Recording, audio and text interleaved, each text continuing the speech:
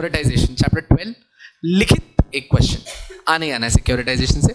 आपके मॉड्यूल का एक अच्छा बड़ा चैप्टर है, अगर आप अपने मॉड्यूल की साइड से देखेंगे तो पार्ट बी में अराउंड 20-25 पेजेस का एक अच्छा सा चैप्टर दिया हुआ इन लोगों ने, दैट इज सिक्योरिटाइजेशन। इसके अंदर जो एकदम इररिलेवेंट चीज़ें मैंने आपके चैप्टर में से कट कर दी है। But post we start securitisation I want you guys to tell me, अच्छा ओए बेटिया, I want you to tell me what is securitisation. आवाज़ नहीं आ रही है?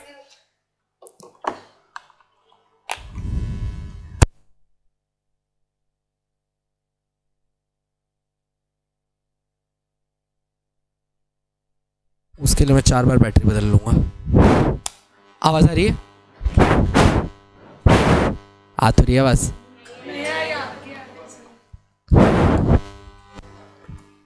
फूक की आवाज आ रही है, मतलब माइक चल रहा है? ठीक है ठीक है, मैं चिल्ला देता हूँ।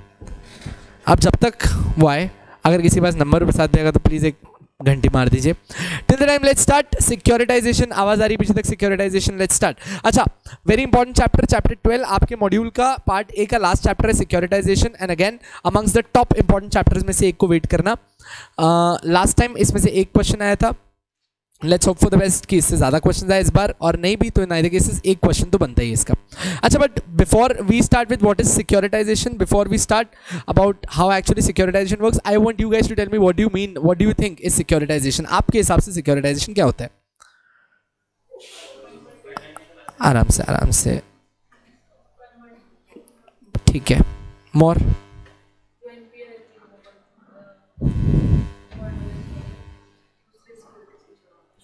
एनपी रहती है, अंडरलाइन करके दूसरे सिक्योरिटीज इशू करना, ठीक है। मोर मोर मोर मोर मोर,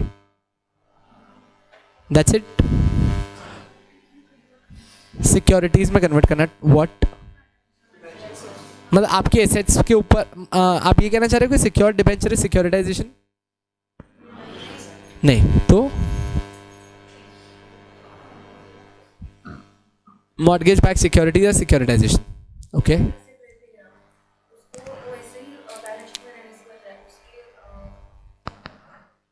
पर अगर वो डेड एसेट है तो वो एसेट कैसे है? तो डेड नहीं है ऑल टुगेदर, बीमार है। हाँ, मतलब कि डेड है तो बात ही खत्म हो गई। मतलब I wanted to collect 5 lakh rupees from Harish sir, he is no more, it's dead asset. Dead means dead, actually he is on the verge of getting bankrupt, बीमार, दैट इज मोर इंपॉर्टेंट। तो plus पहले एक बात समझते हैं, आप है ना सिक्योरिटाइजेशन वर्ड कहां से शुरू कर रहे हैं?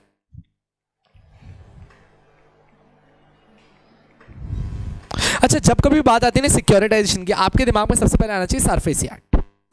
सरफेसी एक्ट का मतलब कहां क्या जा रहा है, पहले बात समझना। मान लो आज एक बैंक है, आज एक बैंक है। अच्छा, बैंक के लिए बैंक की एसेट क्या है? बैंक के लिए बैंक की एसेट क्या है? वो बैंक की एसेट है, या फिर बैंक ने जो आपको लोन दी वो उसकी एसेट है? आपने कहा तूने मेरे को डिपॉजिट दिया, ये तो तू वापस लेके जाएगा, ये तो मेरी लाइबिलिटी है, मैंने जो तेरे को लोन दिया ना वो मेरी एसेट है। सो बैंक के लिए उसकी एसेट है जो उसने आपको लोन्स दिए, सही बात है। सो लोन्स गिवन बाय बैंक, एक बार के लिए यहाँ पे एसेट लिख लो, इज ए बैंक्स एसेट। आप जब ये लोन दे रहे हो, आप जब ये एसेट क्रिएट कर रहे हो, तो आप सामने, क्या मैं आपको एक बार के लिए कह दूं कि भाई you are the loan originator, you are the originator, और आप जिसको भी दे रहे हो, अच्छा एक बार के लिए बिल्कुल लेमन में अपन बात करते हैं कि भाई ये आपका बोरोवर है और आपका बोरोवर ही आपकी एसेट है, सही बात है। आपका बोरोवर ही आपका एसेट है क्योंकि आपका डेटर है जिससे आप पैसे कलेक्ट करने वाले हो। जब तक ये आपको इंटरेस्ट दे रहा है प्लस ये आपको प्रिंसिपल अमाउंट वापस भेज रहा था, आप कहते वाह what a great performing asset.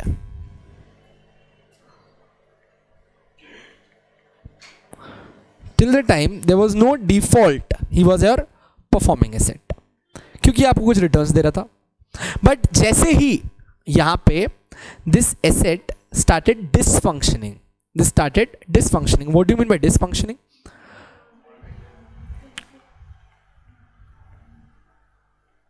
Non-repayment of the principal amount,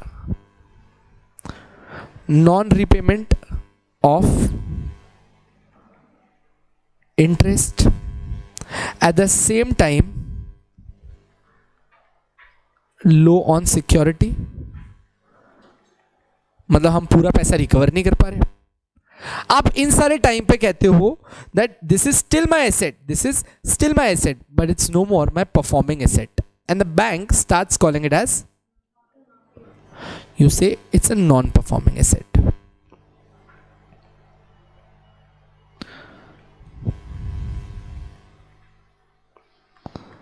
It's a non-performing asset, sure enough, right? अच्छा ना, अब एक बात समझनी है, अपन ने बैंकिंग के कोर बिजनेस की बात कर रहे थे, we are talking about the core business of banking. How does banking actually works? We said यार, आप जब बैंकिंग की बात कर रहे हो तो बैंक काम करती है भाई अपनी तरफ से आपको लोन्स देके, आपसे डिपॉजिट्स एक्सेप्ट करके। बड़ा सिंपल है भाई, पैसा आ रहा है, हम लोन्स की तरह दे रहे हैं, इसमें से कुछ अपन पहले ही रिजर्व करके रख लेते हैं, जो आप अपने इन्वेस्टमेंट्स की तरह से होल्ड करके रखते हो उन पैसों को। मेरी बैलेंस शीट समझ में आ रही है? आपने लोन्स दिए, लोन्स कहाँ से दिए? डिपॉजिट्स में से दिए। कौन सा पैसा लोन दिया? रिजर्व करने के बाद। रिजर्व वाला पैसा कहाँ रखा हुआ है? इन्वेस्टमेंट के तौर पर आपने संभाल के रखा हुआ है। That's how typical banks balance sheet work. Now अगर ये आपकी एसेट है और इसने क्या किया, परफॉर्म करना बंद कर दिया, तो आप इसको क्या बुलाते हो? एनपीए बुलाते हो। भाई ये मेरी नॉन परफॉर्मिंग एसेट बन गई। अब बैंक क्या करिए, मैं बैठ के रिकवरी करूं, मैं बैठ के इनके पीछे दौड़ूं, तो मैं मेरा बैंकिंग फंक्शन संभालूं या फिर रिकवरी डिवीजन संभालूं बैठ के? सो बेटर क्या है, मैं इस एनपीए को सेल आउट कर दूं, and the word securitisation comes in, and the word securitisation comes इन।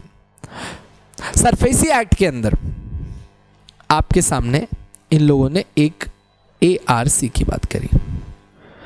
अच्छा बेटू, जो एआरसी वहां है ना, अपन यहाँ पे इसको एसपीडीई करके पढ़ने वाले हैं, स्पेशल पर्पस व्हीकल, बस वैसे ही एसपीडीई होता है, ठीक है एकदम। आरो हाँ जी,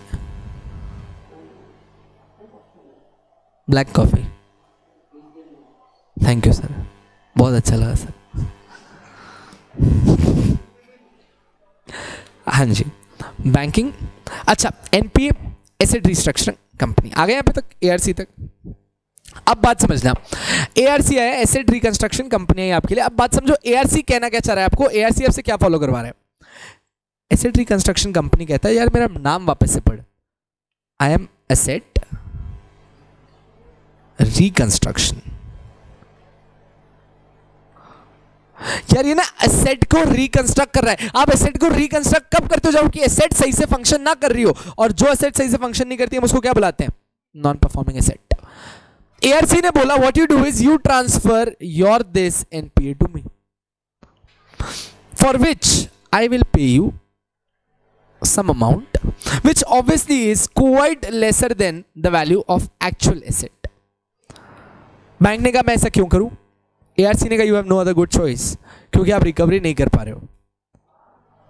अगर कल मैंने रिकवरी कर ली तो वही मेरा प्रॉफिट है, और मैं नहीं कर पाया तो मेरा एंटायर लॉस है, और आप यहां पे सबसे सेफ हो। मैं रिकवरी करूं या ना करूं आपको कोई फर्क नहीं पड़ता, आपका एनपीए मैंने वाइप ऑफ कर दिया। Bank says okay this goes fine, और यहीं से the word securitisation comes in. आपने बोला सिक्योरिटाइजेशन सर वर्ड क्यों यूज कर रहा है यार? एसेट ले लिया, अब एसेट का काम करेगा। भाई ये एआरसी पैसा कहां से लाएगी? सर एआईसी जाइंट इन्वेस्टर्स होंगे। एआरसी कभी भी जाइंट इन्वेस्टर नहीं होता। एआरसी तो कोई भी बना सकता है। फायदा कहां होता है एआरसी का? एआरसी क्या करता है, अब जाता है पब्लिक के पास। एआरसी अब जाता है पब्लिक के पास। अभी के लिए ना पहले बेसिक टर्म समझना, मैं आगे पब्लिक को कैसे रिप्लेस करूंगा सब बताऊंगा, पहले एक बार कहानी समझते हैं। एआरसी जाता है पब्लिक के पास, पब्लिक को जाके कहता है hey guys there is one NPA which we have purchased, NPA in the name of Vijay Mallya of 11,000 crore. We are taking it in 1,000 crore. Bank के पास विजय माल्या के नाम पे ऑलरेडी 350 करोड़ की सिक्योरिटी है, तो प्रैक्टिकली स्पीकिंग 350 करोड़ तो अपने को कभी भी मिलनी है। रिस्क सिर्फ और सिर्फ 650 करोड़ का होगा, पर अगर विजय माल्या को अपन वापस ला पाए, या फिर अपन उससे रिकवरी कर पाए, या फिर उसकी एसेट्स को ज्यादा महंगे में बेच पाए, या फिर हम लोग और कहीं से भी कोई रिकवरी कर पाए, क्योंकि बैंक के सारे राइट्स हमारे पास आने वाले हैं, तो जितना भी प्रॉफिट होगा मैं अपनी एआरसी फीस माइनस करने के बाद, अपनी कमीशन माइनस करने के बाद आप सब में बांट दूंगा। आप अगर टिपिकली म्यूचुअल फंड में इन्वेस्ट करते हो और आप टिपिकली कहीं भी इन्वेस्ट करते हो, तो यस वहां पे सिक्योरिटी ज्यादा है, बट ग्रोथ बहुत स्लो है, and it is dependent on the market. This is independent of the market and growth potentials are enormous. अपन ने कौड़ियों के दाम पे खरीद रहे हैं अपन ये एनपीए। कौन सी बैंक बना करेगी आज विजय माल्या की डेट बेचने से? हाथ खड़े करके दे देगी। पब्लिक को आपने श्योरिटी दिलाई कि मैं आपको कुछ सिक्योरिटीज दे रहा हूं, इन सिक्योरिटीज के ऊपर आप मुझे पैसा दोगे। ये सिक्योरिटीज किस बात की है? ये एनपीए जो बैंक के लिए एनपीए है, अब हमारी एआरसी के लिए ये एसेट है, और इस एसेट के नाम पे मैं आपको सिक्योरिटीज इशू कर रहा हूं। Over the time I will try कि मैं आपको टाइम टू टाइम अच्छा इंटरेस्ट प्रोवाइड करवा पाऊं। Over the time I will try कि इसके प्रॉफिट्स में आपको मेजॉरिटीली ज्यादा फायदा दिलवा पाऊं। If the investors are convinced, they will go ahead buy securities of this, give you money, you buy that NPA, और आप अपनी वसूली स्टार्ट करोगे। This entire process is part of securitization. Getting the picture round and clear, how securitization started and where is it going. But sir, why are we learning? Because per se अभी तक जो आप बता रहे हो, this is of banking sector, and per se it's about SARFAESI, and SARFAESI is nowhere in corporate funding and listing. तो recent amendments है जो पिछले 2 या 3 साल में देखे गए, जहाँ पे एक ARC पब्लिक से आके भी पैसा रेज कर सकती है by issuing securities for the purpose of this securitization, and hence corporate funding का last chapter securitization बना। Why? Because now even a company which is formed in the form of SPDE, जो मैंने आपको बताया था कि बेटा जो ARC है अपन उसको SPDE बोलने वाले यहाँ पे, वो पब्लिक के पास जाती है एक एंटिटी के फॉर्म में और जाके इशू करके बोलती है कि मुझे क्या चाहिए, पैसे चाहिए। एज गुड एज एक कंपनी जैसे ऑब्जेक्ट के लिए पैसा रेज करती है, मैं सिक्योरिटाइजेशन के लिए पैसा रेज कर रहा हूँ, और अगर पब्लिक उन्हें पैसा देती है तो सेबी बोलती है I should step in between. आपने पूछा सर तो मतलब क्या एक एंटिटी जब सिक्योरिटीज मार्केट में पैसा रेज कर रही है तो वो कोई और लॉ फॉलो नहीं करेगी, सिर्फ सिक्योरिटीज के सिक्योरिटाइजेशन रूल फॉलो करेगी? हमने कहा नहीं, पहले वो सिर्फ आरबीआई के मैंडेट्स और सिक्योरिटाइजेशन के लिए सारफेसी फॉलो करती थी। अब वो आरबीआई, सारफेसी और सेबी के रिक्वायरमेंट फॉर सिक्योरिटाइजेशन फॉलो करेगी।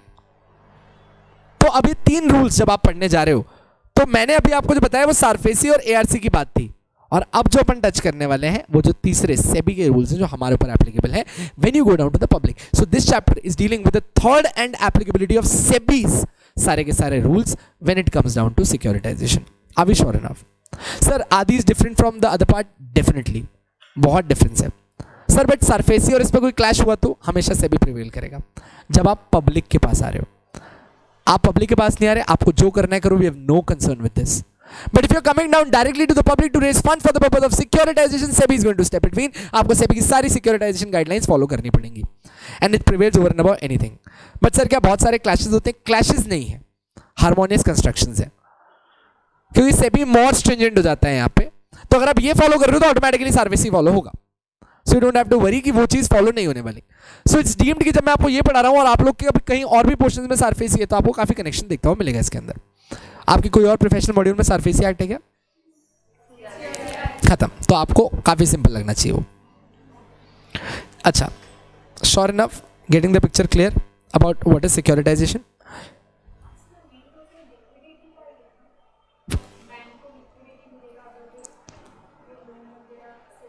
अच्छा देखो, मतलब this might be your interpretation, this might be my interpretation, we might go differently complete. SARFAESI में जब आप बोलते हो तो शायद लिक्विडिटी एक बहुत बड़ा ग्राउंड बन जाता है, पर जब आप सिक्योरिटाइजेशन अंडर सेबी की बात कर रहे हो तो इसका गाइडलाइंस का मोटो सिर्फ प्रोटेक्शन ऑफ इन्वेस्टर्स है। अभी के लिए आप जो सिक्योरिटीज मार्केट के अंदर पढ़ रहे हो, this is protection of investors. आप राउंड अबाउट सरफेसी के अंदर चले जाओ तो बैंक को लिक्विडिटी, बैंक की एनपीए हटाना, बैंक की बैलेंस शीट एक मोर क्लियर व्यू दे, मोर ट्रांसपेरेंट व्यू दे, एक बेटर व्यू दे, ये सारे रीजंस हो सकते हैं। बट सेबी की गाइडलाइंस में बैंक से लेना कोई रिश्ता नहीं है अपना। तो जब मैं इन गाइडलाइंस की बात करूंगा तो माई इंटरप्रिटेशन गोज की this is protection for investors. Scheme क्या डिस्क्लोज करनी चाहिए, वाइंड अप कैसी होनी चाहिए, इन्वेस्टर्स को कितना प्रोटेक्शन मिलना चाहिए, is there any credit rating mandate available है, ये सारी चीजें इसके अंदर इंक्लूड होती है। डिस्क्लोजर्स बड़ा पैरामाउंट है सिक्योरिटाइजेशन के अंदर जब आप सेबी के अंदर आ जाते हो।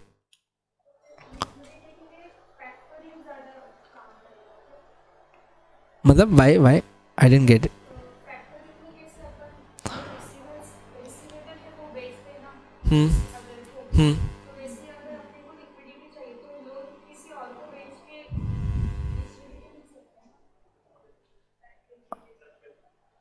आप बोल रहे हो कि फैक्टरिंग का मतलब होता है जैसे कोई बिल ऑफ एक्सचेंज है, आप किसी के पास चले गए, आपने हाँ तो आई गेट इट। तो आप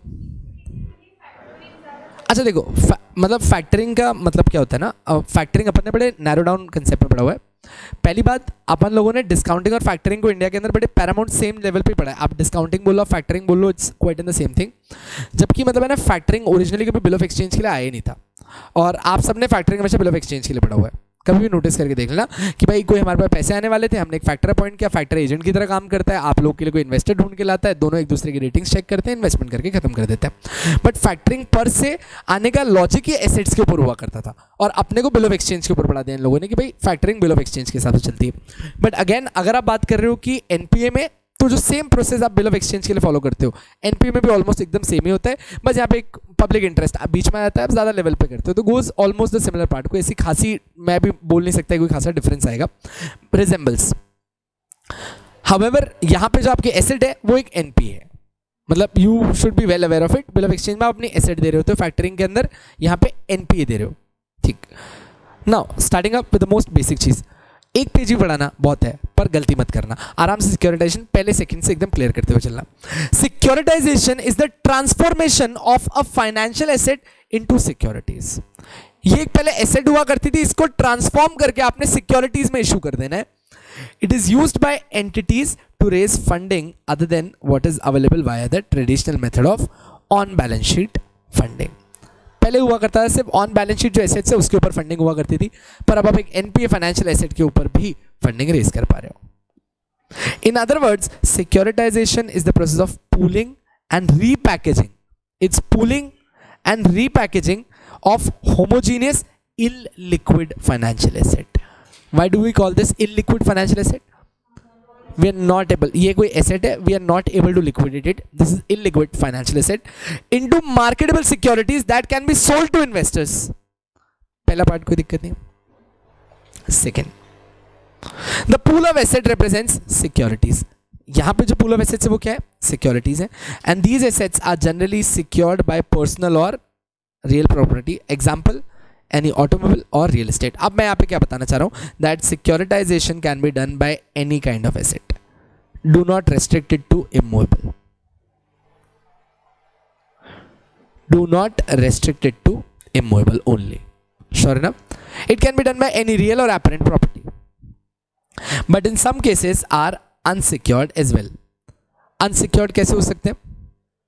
आप कोई क्रेडिट कार्ड डेट बोलते हो, कंज्यूमर लोन्स बोलते हो, ये है तो लोन पर है तो अनसिक्योर्ड। आज practically I have a credit card and I have taken 1 lakh rupees usage of that credit card. Bank के लिए मैं एसेट हूं, मैं इसके ऊपर इंटरेस्ट दूंगा, मैं इनको प्रिंसिपल भी वापस करूंगा, बट बैंक के पास की कोई सिक्योरिटी नहीं है, तो sometimes it can be unsecured as well. PL are mostly in the form of unsecured loans. So इसने क्या बोला, लोन्स तो किसी भी तरीके के हो सकते हैं और फाइनेंशियल एसेट किसी भी तरीके की हो सकती है। सिक्योर्ड भी हो सकती है, सिक्योर्ड हो तो कैसे कैसे सिक्योर्ड हो सकती है, कोई ऑटोमोबाइल के ऊपर हो सकती है, कोई प्रॉपर्टी के ऊपर हो सकती है, अनसिक्योर्ड भी हो सकती है। सो वन थिंग जो मेरे को चाहिए कि इस पार्ट बी के अंदर आपको रिमेंबर करना है, इट कैन बी मूवेबल और immovable, it can B secured और अनसिक्योर्ड, दोनों चीजें याद रहेंगी। मूवेबल इमूवेबल भी हो सकता है, सिक्योर्ड एंड अनसिक्योर्ड भी हो सकता है। अगेन सर सरफेसी में कुछ और पढ़ा था, मत लगाना दिमाग में, ये आप तीसरी गाइडलाइंस पढ़ रहे हो। There are 4 steps in securitization, 4 steps follow कर रहे हैं। सबसे पहले बनती है एक एंटिटी, वो किस लिए बनती है? For this purpose of securitization, और उस एंटिटी को आप क्या बुलाते हो? SPDE, special purpose distinct entity, जिसको मैंने आपको बोला था आप चाहो तो आप SPV बोला था, special purpose vehicle, one and the same thing. ठीक है सर, SPV लिख लेंगे? नहीं, SPDE लिखना। पहले एंटिटी बनाई सिक्योरिटाइजेशन के लिए for the purpose of special purpose distinct entity, next, the originator और holder of asset sells the asset to SPD. याद है, इधर ओरिजिनेटर था बैंक जिसने लोन दिया था, इधर एआरसी खड़ा था, बैंक ने अपनी एसेट एआरसी को बेची थी। यहां पे क्या हुआ, पहले एसपीडी बना, एसपीडी ने बैंक से सारी की सारी एसेट खरीद ली। The SPD with the help of investment banker issues securities which are distributed to investors. ARC क्या करता था, इन्वेस्टर्स के पास जाता था, उनको सिक्योरिटीज इशू करता था, पैसा लेता था, बैंक से पैसा ले लेता था। सेम हो रहा है, सबसे पहले एसपीडी, सेकेंड आपके ओरिजिनेटर से आपने एसेट ले ली, तीसरा इस एसेट के दम के ऊपर आपने क्या इशू कर दी, सिक्योरिटीज इशू कर दी। तीनों पॉइंट एकदम क्लियर है। तो मतलब वहां पे बैंक और एआरसी था, यहां पे ओरिजिनेटर और एसपीडी है। श्योर है। Last, the SPD pays the originator for the assets with the proceed from the sale of securities. Securities बेची, उससे पैसा आया, अपन बैंक के पास जाते हैं, भाई इतना पैसा आपको देंगे। एक सेकेंड, फुल पेमेंट करोगे क्या एसेट का, बेस्ड ऑन इट इन लोग के। अच्छा, एसपीडी के अंदर ना वो होते हैं वैल्यूअर्स होते हैं, रजिस्टर्ड वैल्यूअर्स होते हैं एंड रिकवरी एजेंट्स होते हैं, और ये अपने एक्सपीरियंस के साथ। अच्छा, एक्सपीरियंस का मतलब सर क्या, कितना, 5 साल की एक्सपीरियंस वाली टीम चाहिए इनको कम से कम। एसपीडी बनाना मतलब ऐसे ही नहीं कि कोई भी आके बैठ जाएगा, 5 साल का एक्सपीरियंस चाहिए इस चीज़ के अंदर काम करने के लिए। तो ये अपने 5 साल के एक्सपीरियंस के हिसाब से, उसके ऊपर के एक्सपीरियंस के हिसाब से बताते हैं कि यार इतनी रिकवरी अपन कर लेंगे, तो इतना रिस्क अपन फीजिबली देख सकते हैं। आप म्यूचुअल फंड में इन्वेस्ट करते हो, it says mutual fund are subject to market risk, read all scheme related documents before you invest, right? Why do they say it? Because it is professionally managed, as per them this is the highest risk, इससे नहीं होना चाहिए, पर guaranteed है क्या, नहीं है। The same goes for these professionals। SPD के अंदर बैठे ये बोलते हैं यार इतनी रिकवरी हो सकती है, इन्वेस्टर्स को इतना रिटर्न अश्योर करने की कोशिश करो। अच्छा, I am so sorry I use this word assure, assurity is nowhere in securities market. कभी भी आपके सामने अश्योरिटी वर्ड नहीं आएगा। मतलब mutual fund can assure you that they are going to give you 15%, 5% और 20% रिटर्न। हाउएवर अपन loss indemnify कर सकते हैं कि आपको इससे ज़्यादा नीचे नहीं जाएगा, सर्किट ब्रेकर्स है। तो मैं आपके सामने क्या कहना चाह रहा था कि जब आप बात करते हो एसपीडी की, एसपीडी ओरिजिनेटर को उतना ही पैसा देती है जितना इसके एक्सपेक्टर्स अनुमान करते हैं कि भाई इतना अपन रिकवर कर लेंगे, तो फिर इतना आप इनको दे देना। यहां तक ठीक है। 4 स्टेप ऑफ सिक्योरिटाइजेशन, वापस से सिक्योरिटाइजेशन के 4 स्टेप। सबसे पहले अपन क्या बनाते हैं, एसपीडी। एसपीडी भी क्या करती है, ओरिजिनेटर से एसेट ले लेती है, इस एसेट के ऊपर वो क्या इशू करती है, सिक्योरिटी इशू करती है, और जो पैसा आता है वो किसको देती है, ओरिजिनेटर को देती है। 4 स्टेप क्लियर है एकदम। This is the process of SPD. अच्छा, now I think this diagram should be quite loud and clear for you. आप ना स्ट्रक्चर बात कर रहे हो। सबसे पहले एक डेटर है। मुझे डेटर का मतलब क्या होता है, बैंक का डेटर मतलब जिसको लोन दिया है। डेटर ओरिजिनेटर को पेमेंट करता है टाइम टू टाइम, और ओरिजिनेटर अगर उसको लोन चाहिए होता है तो सप्लाई करता है। सही बात है भाई। अब क्या हुआ है कि उसने पैसे देने कर दिए बंद, तो अपन लोगों ने बनाया एक special purpose vehicle. Special purpose vehicle को अपन ने यहाँ पे क्या बुलाया है, एसपीडी बुलाया है। अच्छा, ये क्या करता है, अपने रिसीवेबल्स जो है वो एसपीडी को असाइन कर देता है कि भाई मेरे पास इतना पैसा आने वाला है, वो आप रख लो। आगे क्या भैया, ये पार्ट भी है ना, दोनों है क्या।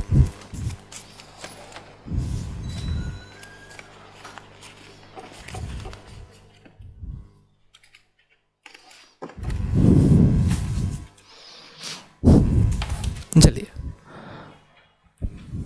बंडल पास कर देना, बांट लेंगे।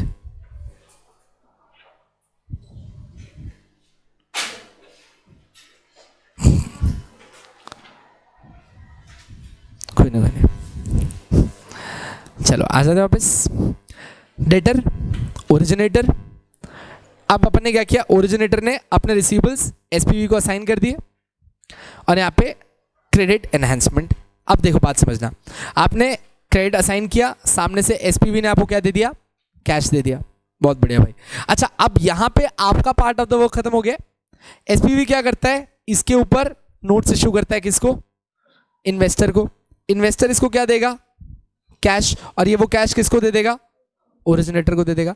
इससे कहीं ना कहीं जो आपने सबसे पहला वर्ड यूज किया, आपको लिक्विडिटी सपोर्ट मिल रहा है, और सेकंड क्रेडिट एनहांसमेंट है, बैंक की वापस से पावर बढ़ जाती है।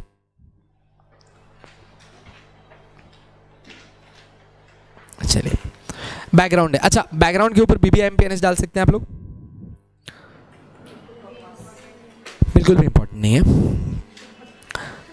So the background goes not that important. SICRA 1956 was amended, okay, in 2007 to include under the definition of securities any certificate. देखो 2007 का सिक्रा का अमेंडमेंट है जिसने अपने अंदर क्या बोला था, टू इंक्लूड अंडर इस डेफिनेशन एनी सिक्योरिटी और एनी सर्टिफिकेट और एनी इंस्ट्रूमेंट, मतलब by what ever name called, अगर आप पब्लिक को इशू कर रहे हो तो सिक्रा आने वाला है बीच में।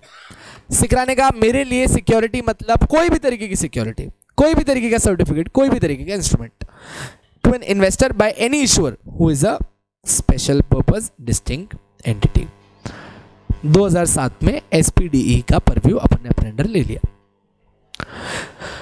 पोजेसिंग एनी डेट, उसके पास कोई डेट है या फिर कोई रिसीवेबल है। आप डेट बोल लो या रिसीवेबल बोल लो, डेट का मतलब लोन, लोन बोल लो या रिसीवेबल बोल लो, इसके पास है। Including mortgage debt. अच्छा, व्हाट इज मॉर्गेज डेट? मतलब सिक्योरिटाइज लोन था, बैंक ने आपको लोन दिया था पर आपसे कुछ सिक्योरिटी भी ली थी। To such entity and acknowledging the beneficial interest of the investor in such debt और receivables including mortgage debt as the case may be. भाई इस पैराग्राफ का मतलब क्या हुआ? 2007 में सिक्रा ने अपने अंदर एसपीडी से इशू किया हुआ कोई भी तरीके का इंस्ट्रूमेंट, कोई भी तरीके की सिक्योरिटी जिसका बेस क्या है, कोई मॉर्गेज लोन है, कोई रिसीवेबल है या एनी अदर सिक्योरिटी, इन सब के ऊपर इन लोगों ने इन्वेस्टर से पैसा लिया। सिक्रा ने बोला कि तुम मेरे हिसाब से क्या हो सिक्योरिटी। बात समझना, आप सेबी की परव्यू में आने से पहले सिक्रा के परव्यू में आते हो, क्योंकि SEBI applies to those instrument and entities mention under SCRA. तो जैसे ही सिक्रा में आए ऑटोमेटिकली तुम सेबी के परव्यू में आ चुके हो। सबसे बेसिक चीज है, आपने बहुत टाइम पहले पढ़ी होगी। Securitized debt instruments are regulated by Securitization and Reconstruction of Financial Assets SARFAESI and Enforcement of Securities Interest Act। मैंने अभी भी आपको बताया था कि ये SARFAESI के हिसाब से चलता है, देखना अभी। Second, SEBI issue and listing of securitized debt instruments and security receipts regulation 2008। Second condition सुनिए, एक तो SARFAESI है, तेल लगाने का। SARFAESI अपना कुछ काम करनी है, अपने लिए क्या काम का है? Issue and listing of securitise debt instruments and security receipts for listing on stock exchange. एक सेकेंड, ईयर देखो, SARFAESI कब आया हुआ है? 2002। देख क्या रहे हो, तो पता होना चाहिए 2002। ये इंस्ट्रूमेंट कब आया? सेबी का कब आया रेगुलेशन? 2008। अमेंडमेंट कब आया था सिक्रा के अंदर? 2007। बात समझ में आई? सिक्रा पहले रिकग्नाइज करता है, सेबी उसके बाद इन्फोर्स करता है। सिक्रा ने 2007 में एसपीडी को रिकग्नाइज किया, 2008 में सेबी ने गाइडलाइन बना दी। गाइडलाइंस का नाम पूरा का पूरा लिखना है अपन ने, issue and listing of securitise debt instruments and security receipts regulation 2008। अच्छा, ये गाइडलाइंस क्यों आई थी? For listing on stock exchange and the securitization companies and reconstruction companies, reserve bank guidelines directions 2003। तीन चीज़ें चली। मैंने आपको बताया था पहले आरबीआई और SARFAESI डील करता था, बाद में आरबीआई, SARFAESI और सेबी की गाइडलाइंस है। SARFAESI आरबीआई से मुझे कोई फर्क नहीं पड़ता, मेरा कंसर्न सेबी के साथ है। आपका ये चैप्टर सिर्फ और सिर्फ इन सेकंड गाइडलाइंस सेबी के ऊपर डील करने वाला है, ठीक। इसने पहले आपको हिस्ट्री बता दी है कि तीन लोग अब इसे गवर्न कर रहे हैं। अच्छा, अपन कब गवर्न करेंगे? जब आप पब्लिक को आके टच कर रहे हो, बात खत्म हो गई। आप अपनी सिक्योरिटीज लिस्ट करना चाहते हो, सेबी बीच में आके खड़ा हो जाएगा। सेबी ने कहा तू लिस्ट मत कर, तू पब्लिक के पास मत आ, मैं तेरे पास नहीं आ रहा, तू तेरे रास्ते, मैं मेरे रास्ते। Initially, SEBI issue and listing of securities debt instruments regulation 2008 was applicable to, मतलब सिक्योरिटाइज डेट इंस्ट्रूमेंट रेगुलेशन कहते हैं इसको। आप चाहो तो SEBI SDI रेगुलेशन 2008 भी बोल सकते हो, कोई दिक्कत नहीं है। कहां तक एप्लीकेबल था? जब कभी भी देख लो, पहला वर्ड ही उसने क्या यूज किया? जब कभी भी आपने पब्लिक ऑफर किया है ऑफ SDIs। सेकेंड, और आप उनको क्या कराना चाह रहे हो? लिस्ट कराना चाह रहे हो, श्योर है ना? इसके बाद है अमेंडमेंट्स। अमेंडमेंट्स क्या है?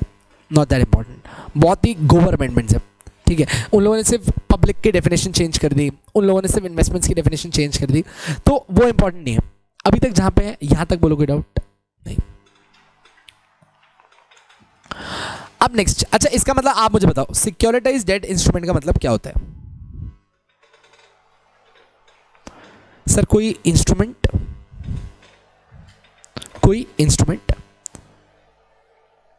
जिससे आप लोगों ने कोई डेट को सिक्योरिटाइज किया है, जिससे किसी डेट का आपने पैसा लिक्विडेट करके ले लिया इन्वेस्टर्स से। Any certificate any instrument issued to investors, यहां तक कोई दिक्कत? Certificate issued to investors by any issuer being a special purpose distinct entity. Issuer कौन है? एसपीडीई है। एसपीडीई कांस्टेंट रहेगा। सर सरफेसी में हमने कभी एसपीडीई नहीं पढ़ा, टू हेल विद इट, आप सेबी गाइडलाइंस पढ़ रहे हो।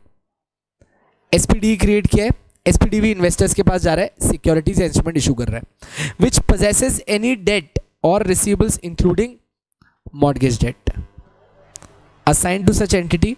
इस एंटिटी के पास ये असाइन हुआ है और इस असाइनमेंट के ऊपर इन लोगों ने क्या क्रिएट किया, एक कोई भी रिसीवेबल के ऊपर सिक्योरिटी बनाई, and acknowledging interest of such investor in such debt और receivable including mortgage debts as the case may be. समझ में आया एकदम? एक बार वापस इसकी रीड ले लो अगर आपको कोई डाउट है तो।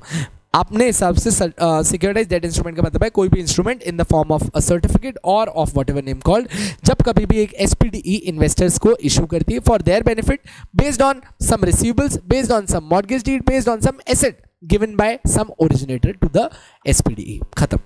एक बार आप वापस देख लो।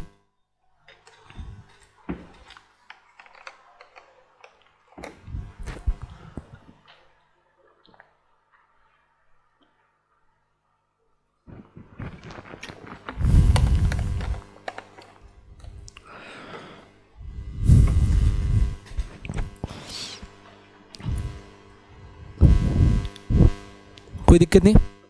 Sure? Next up, SEBI issue and listing of सिक्योरिटाइज्ड date instruments and security receipts regulation 2008.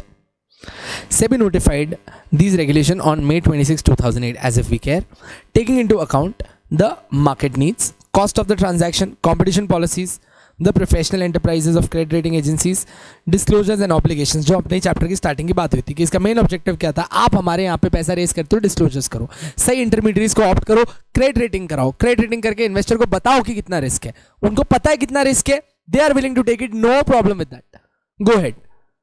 SEBI has always been more concerned with the disclosure part as compared to SARFAESI. Involved in the transaction and the interest of investors in such instrument. कोई दिक्कत नहीं।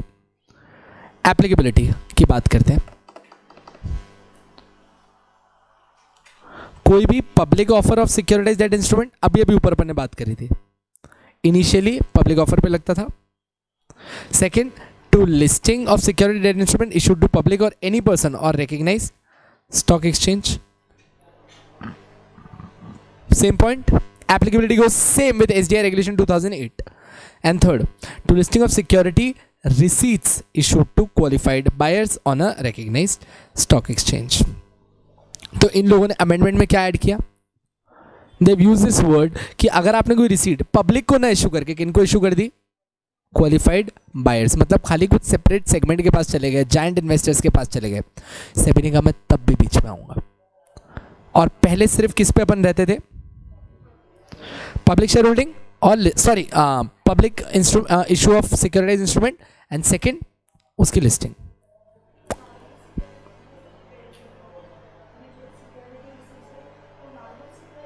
List proper list करके अपन ऐसे buying selling कर सकते, कोई दिक्कत नहीं इसके अंदर।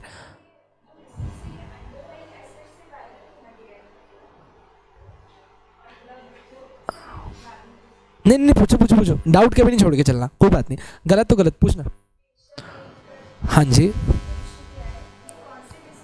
अंडरलाइंग एसेट, उसका एनपी कोई दिक्कत नहीं। आपका एनपी जितना है ना, तो आपके वैल्यूअर ने कैलकुलेट किया कि अपन इतनी रिकवरी कर पाएंगे, इस रिकवरी के ऊपर आप इन्वेस्टर्स के साथ रिस्क शेयर कर रहे हो ना, तो इस रिस्क शेयर करते वक्त जो आपने इंस्ट्रूमेंट क्या रखा, आपका एनपी रखा। अपन हर बार क्या बोल रहे हैं, देखो आपका क्वेश्चन है कि सर अपन किसके दम पे ये इशू कर रहे हैं ना, has been defined to mean any certificate instrument issued to investors by any issuer by SPD which possesses any debt। जो कोई डेट पोजेस करती है उसी के ऊपर तो आप इंस्ट्रूमेंट इशू करोगे। आप उसे डेट बोल लो, आप उसे रिसीवेबल बोल लो, जो हमारे पास चांस है रिकवर करने का। पर अब बात समझना, आपके एनपीयू की वैल्यू तो 100 करोड़ है, पर वो नहीं निकल रहे हैं, इसीलिए आपको वो मिला है। तो एनपीए की वैल्यू 100 करोड़ है, उसके ऊपर ये सिक्योरिटीज इशू कर रहे हैं, और इसी चीज़ की क्रेडिट रेटिंग कराई जाती है कि तेरे को लगता है कि इतनी क्रेडिट वर्दिनेस है कि 100 करोड़ तुम रिकवर कर पाओगे। मतलब ये तो ख्वाबों ख्यालों में भी मत सोचना कि पूरे के पूरे पैसे रिकवर होंगे। तुम बढ़ोगे आगे, तुम कहोगे हम उसको लिक्विडेट कर देंगे, तुम बढ़ोगे आगे, तुम कहोगे कि अपन ये केस कर देंगे, ये एसेट्स ढूंढ लेंगे, जो करना है करो, बट अपन लोग हमेशा अपनी अंडरलाइंग एसेट अपनी पूरी रिसीवेबल ही लेते हैं, and that is what the risk and credit rating part is की डिस्क्लोजर करो कि आपके वैल्यूअर्स के हिसाब से अपन कितनी रिकवरी कर पाएंगे। वैल्यूअर जो डिस्क्लोजर कर रहा है अगेन वो उसका ओपिनियन है कि भाई मेरे को लगता है कि इतनी रिकवरी हो पाएगी। अगेन इट्स नॉट गारंटीड कि हम इतनी रिकवरी कर ही लेंगे। अगर आप कोई इंटरेस्ट फिक्स कर रहे हो कि इतना पैसा तो आप देने ही वाले हो, डिस्क्लोज करो कि इतना तो हम आपको इंटरेस्ट देने ही वाले हैं, तो जो भी है सिर्फ डिस्क्लोजर पे, तो आपके underlying asset word is completely fine, कोई दिक्कत नहीं है। अरे एनपीओ, एसपीडी और यार गोबर में इन्वेस्ट कर दे लोग, पैसा लेके बैठे हुए हैं, दे हैव नो प्रॉब्लम। इतना गजब अपॉर्चुनिटी है, तुम लोग को 1000 करोड़ की एसेट जो अभी परफॉर्म नहीं कर रही है वो इतनी कौड़ियों के दाम पे मिल रही है। तू एक बात सोच के देख साची, तू आज ना अपने आप को मिडिल क्लास पर्सन से बाहर निकाल जिसके पास 1-2 करोड़ है, अपने आप को एक जाइंट इन्वेस्टर बना जिसके पास 10-20 हज़ार करोड़ है। आज अगर तू एक बिजनेस स्टार्ट करेगी ना, उसको रन करने में, फ्लोट करने में सालों लग जाएंगे, और वो चले ना चले उसकी भी गारंटी नहीं है, और तेरा पूरा पैसा डूब सकता है। और इसी जगह पे तू 100 करोड़ इसको दे दे, कहीं इसने कल रिकवरी कर ली ना, तो तूने कुछ भी नहीं किया, तूने कुछ महीनों के अंदर एक रिकंस्ट्रक्शन प्रोसेस में इतना कमा लिया ना जितना म्यूचुअल फंड शायद तुझे 10 साल में देते, जितना तेरा बिजनेस शायद तुझे 4-5 साल में देता। तो इतना फास्ट ट्रेमेंडस रिजल्ट है। नहीं तो सी अगेन, आपने सुना कि बैंक ने उसको रिकंस्ट्रक्शन डाला, लेनी भी तो चाहिए, एसपीडी भी तो ले, इन्वेस्टर्स भी तो ले, यू नो इट वेल कि किसका परसेंटेज चांस है किसका नहीं है। अभी आप बात कर लो तो अब शायद तक नीरव मोदी की डेट में आप शायद इन्वेस्ट करना पसंद करोगे किसी एआरसी के अंदर, क्योंकि पूरा सुनने में आ रहा है कि भाई गवर्नमेंट पीछे पड़ गई है। नीरव मोदी ने स्टेटमेंट इशू किया कि अगर मेरे को इंडिया भेजने की बात वापस करी तो मैं सुसाइड कर लूँगा। आप सर्च करो, बहुत जाइंट न्यूज़ है। उसने सामने अपने लीगल रिप्रेजेंटेटिव के थ्रू बुलवाया है कि अगर मेरे को इंडिया भेजने की बात करी तो आई विल कमिट सुसाइड, बात खत्म। तो अब इंडिया के पास है ना, अगर आज एक एआरसी आए, बैंक बोले ला दे, मैं वेट करता हूँ, मेरे को उम्मीद है कि ऑर्डर आएगा, इसको इंडिया भेजेंगे, I am taking the rate. आप सब जाइंट इन्वेस्टर्स हो, आई एम द एसपीडी। मैं कहा देखो न्यूज़ देख लो, रिसर्च कह रही है कि 6 महीने से 1 साल बंदा तो वापस आएगा। अगर आ जाता है तो उसके सारे अकाउंट्स पे लेके आएगा, रिकवरी होगी, जैसे ग्रेट चांस कि अपन 2 साल के अंदर उससे रिकवरी कर लें। और नहीं भी तो नीरव मोदी की इतनी एसेट्स पड़ी है बैंक के पास, तो आपका रिस्क सिर्फ इतना ही है। अब इन्वेस्टर क्रेडिट रेटिंग देखता है कि भाई कितनी वर्दनेस है, आपके डिस्क्लोजर्स देखता है, रिस्क एपेटाइट के हिसाब से इन्वेस्ट करता है। That's how this actually works. और मतलब इंडिया बहुत डाइवर्जेंट है, और इंडिया के साथ साथ बाहर के लोग बड़े डाइवर्जेंट है ऐसी चीज़ों में इन्वेस्ट करने में, क्योंकि ऐसी उबड़ खाबड़ चीज़ों में एक बार में बहुत ज़्यादा प्रॉफिट हो जाता है। मतलब आप समझ भी नहीं सकते। मतलब है ना, आपको विकास सर से पूछना एक बार कि सर आप कौन सी प्रॉपर्टीज़ बाय करते हो, जस्ट आस्क हिम कि विच प्रॉपर्टीज़ डू यू बाय। हमेशा डिस्प्यूटेड प्रॉपर्टीज़ खरीदता है, हमेशा। कभी पूछना, कभी नहीं सीधी टाइटल वाली प्रॉपर्टी खरीदे। लास्ट टाइम की बात है, मैं और सर साथ में बैठे हुए थे, मैं कहा सर यार एक ये आप लोगों ने बालेवाड़ी हाई स्ट्रीट नाम सुना है, have it about this area ना, तो वहाँ पे सॉलिटेयर का एक नया मॉल आ रहा है। तो अपने कोई बहुत अच्छे जान पहचान वाले थे, उन्होंने कहा कि यार इन्वेस्ट कर लो। मैं कहा सर एक खरीद लें क्या, एफएनबी में मैं खरीद लेता हूँ, वैसे इन्वेस्टमेंट कहीं करना था वहाँ कर लेता हूँ। तो मेरे को अंदर बैठा के बोला आपको इन्वेस्टमेंट करना हो ना, कितना करना है, 10 लाख, 20 लाख, 30 लाख, 40 लाख, 50 लाख मेरे को दे दो। इंदौर के आसपास है ना सर एक गजब डिस्प्यूटेड लैंड आई है, हाईवे पे एकदम टक्कर चल रही, लड़ाई चल रही तगड़ी, अपन खरीद लेते हैं, ये करते वो करते हैं। मैं इसकी तरफ देख रहा हूँ, मैं कहा डूब गए तो, अरे बोले कुछ नहीं डूबते सर, 50 लाख के 2 करोड़ तो ऐसे ही करवा दूंगा आपके। इंसान ने ना ज़बरदस्ती मेरी एपेटाइट बना दी। मैं सर एक काम करो ना, 25 का 1 करोड़ करा दो। 25 गए तो कोई बात नहीं, 25 के दम पे जी लूँगा, ठीक है। अभी हमारी बात हो गई, मैंने क्या किया, अपनी एपेटाइट के हिसाब से इन्वेस्ट किया रिस्क लेने के लिए। अब कुछ भी हो सकता है कल, हमने कहा खेल लेते हैं। सर ने कहा साल भर भूल जाओ, अपने आप टाइटल निकाल दूंगा, जैसे ही डिस्प्यूटेड लैंडमेंट का सेटलमेंट हो रहा होगा ये अपने पास आएंगे कि ये वाली ज़मीन का क्या करना है, अपना हायर प्राइस पे बेच के फ्री हो जाएंगे। पूरा मतलब प्लान बताया उन्होंने, और बड़ा अक्कल वाला प्लान था भाई। बंदा बात करता है, सेंस क्रिएट करता है। मैं कहा भाई, मैंने कहा आई लव यू, मैं कहा पैसे तेरे, खत्म, नक्की हुई बात। अब इस पूरे बात में मैंने, अच्छा मैं चाहता, मैं बोलता कि सर मुझे 10-15 लाख की प्रॉपर्टी दिला दो। आप अपना एपेटाइट देखते हो, कितना लॉस खा सकते हो, और आपको एक रजिस्टर्ड वैल्यूअर आइडिया दे रहा है कि गेन का चांस कितना है, एकदम ठीक है। अब बस यही आप अपने रियल लाइफ में एसपीडी के आगे लगा लो। आपको डिस्क्लोजर दे रहे हैं कि सर आने को इतना है, जाने को इतना है, खेलना है तो खेल लो, ठीक है एकदम। That's the idea. Coming down to eligibility, coming down, a person cannot make a public offer of securitized debt instrument or seek listing for such securitized debt instrument unless आप लोग कब तक सेबी के हिसाब से मार्केट में नहीं आ सकते, जब तक आप एक एसपीडीपी बोल रहा हूँ, सॉरी एसपीडी नहीं हो, शिवपुरी देवपुरी आप एक एसपीडी नहीं हो, ठीक है पहला। अच्छा ना, बहुत बहुत सिंपल है एकदम। एक है आप एसपीडी नहीं हो, second all its trustees are registered with SEBI under SEBI debt instrument and regulations 2008। अच्छा एक सेकेंड देखना इसने क्या बोला, पहले आपने बनाया एसपीडी, साथ में आपने कौन अपॉइंट किए, ट्रस्टी। अच्छा एक सेकेंड, आप लोगों ने म्यूचुअल फंड्स पढ़ा है? म्यूचुअल फंड में ट्रस्टी आता ही था, इसमें ट्रस्टी आएगा। ट्रस्टी का सोल पर्पस क्या होता है? Investor protection. इसको भी यहां पे यही रखा है।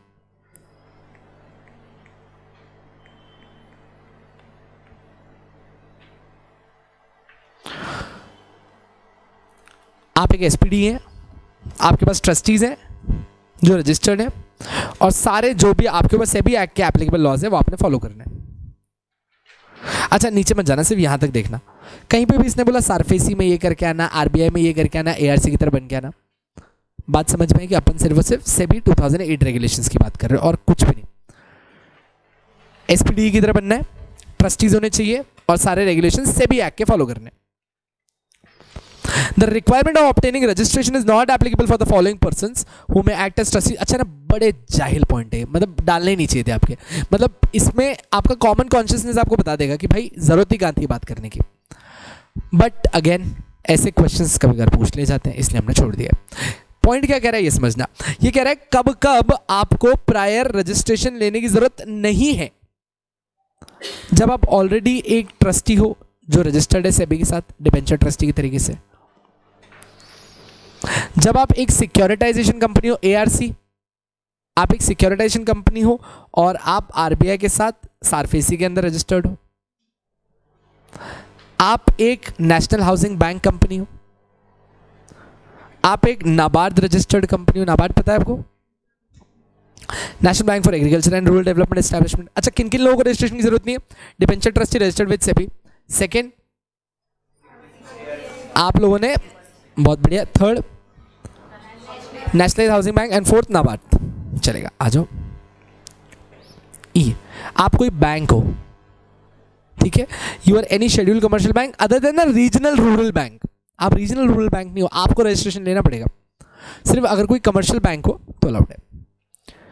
आप कोई पब्लिक फाइनेंशियल इंस्टीट्यूशन हो as per the companies act, and last जिसको सेबी ने बोला है कि आपको मेरे पास आने की जरूरत नहीं, आप वैसे अलाउड हो। अच्छा कितने लोगों को रजिस्ट्रेशन की जरूरत नहीं है? सबसे पहला डिबेंचर ट्रस्टी, सेकंड आप आरबीआई के साथ एक ऑलरेडी रिकंस्ट्रक्शन कंपनी की तरह रजिस्टर्ड हो, थर्ड आप नेशनल हाउसिंग बैंक कंपनी हो, फोर्थ नाबार्ड रजिस्टर्ड हो, फिफ्थ कोई शेड्यूल कमर्शियल बैंक हो, सिक्स पब्लिक फाइनेंशियल इंस्टीट्यूशन हो, एनी अदर पर्सन। इन लोगों को रजिस्ट्रेशन की जरूरत नहीं होती। अच्छा अगर आप रूरल बैंक हो तो लेना पड़ेगा रजिस्ट्रेशन। हाउएवर आगे वाली लाइन डायरेक्ट कनेक्ट करोगे, these person and SPDE of which they are trustees are required to comply with all the provisions of SEBI regulation 2008। आप चाहे हमसे रजिस्ट्रेशन मत लो क्योंकि ऑलरेडी आप एक एआरसी की तरह काम कर रहे हो, वापस मत लो, हम समझते हैं, पर रेगुलेशन 2008 आपके ऊपर म्यूटेटिस म्यूटेंडिस लागू होगा। सही बात है। An applicant seeking registration to act as trustee shall, अब ये दिल दहलाने वाला है, मतलब आप, मैंने कहा था कि ट्रस्टी कोई भी बन सकता है, देखना कितना टाइम पास है।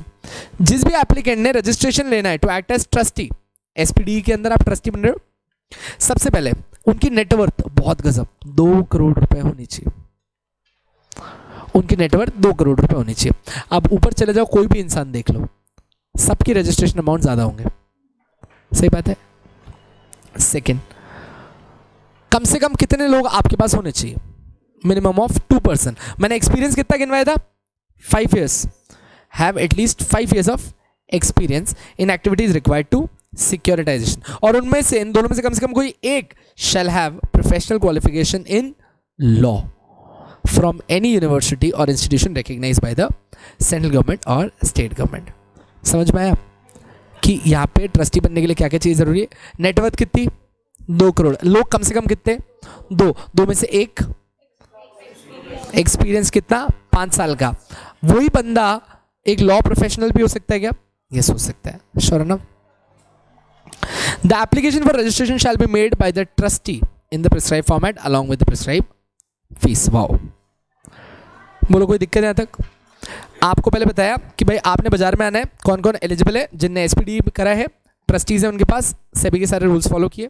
हमने बोला किनको रजिस्ट्रेशन की जरूरत नहीं है, फिर आपने वो बताया। फिर आपने बोला कि भाई जिन लोगों को रजिस्ट्रेशन लेना है टू वर्क एज ट्रस्टी, उनके पास मिनिमम क्वालिफिकेशंस क्या होने चाहिए, 2 एम्प्लॉइज, 5 साल का एक्सपीरियंस, एक बंदा लॉ प्रोफेशनल और नेटवर्थ 2 करोड़ की। ठीक है, लॉन्चिंग ऑफ स्कीम। अच्छा, बहुत डायरेक्ट क्वेश्चन है, I am just making it important क्योंकि इतना ज़्यादा कंटेंट दिया नहीं इस चैप्टर के अंदर एज कंपेरेटिवली जितना अपन दे सकते थे, तो इसीलिए लॉन्चिंग ऑफ स्कीम्स को एक बार के लिए पर से खाली हल्का सा स्लाइटली इंपॉर्टेंट रख सकते हैं आप लोग, बहुत एक्सेप्शनल। अच्छा, टफ तो है ही नहीं, आप ये मत सोचते ना कि इंपॉर्टेंट है तो हल्का सा भी टफ है, टफ तो है ही नहीं, पर थ्योरेटिकल क्वेश्चन है, there is a good chance of asking this. एक एक लाइन आपको समझ में आएगी, मेरे को समझाना नहीं है। SPDE may raise funds by making an offer of debt instrument through formulating scheme in accordance with these regulation। पहले SPDE ने क्या करना है, रेगुलेशन बनाना है। एक चार्ट बनाना चालू करोगे, चार्ट बनाओ।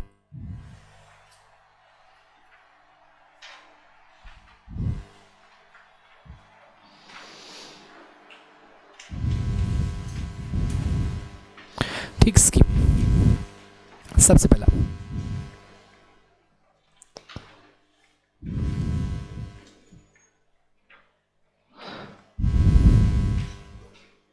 Formation of scheme by SPDE। सही बात है, आप आज पैसा रेस करने जा रहे हो, एक स्कीम बना लो। अच्छा एक सेकेंड, क्या एक SPDE सिर्फ और सिर्फ एक ही एसेट ले सकती है और उसी के ऊपर सब करेगी, मल्टीपल एसेट्स भी ले सकते हो? मल्टीपल एसेट्स लेगी तो मल्टीपल स्कीम्स भी बना सकती है। So formulation of scheme by SPDE, where second point है where there are multiple assets, where there are multiple assets make multiple schemes। Sure and simple, कोई दिक्कत नहीं है। पहले 2 पॉइंट,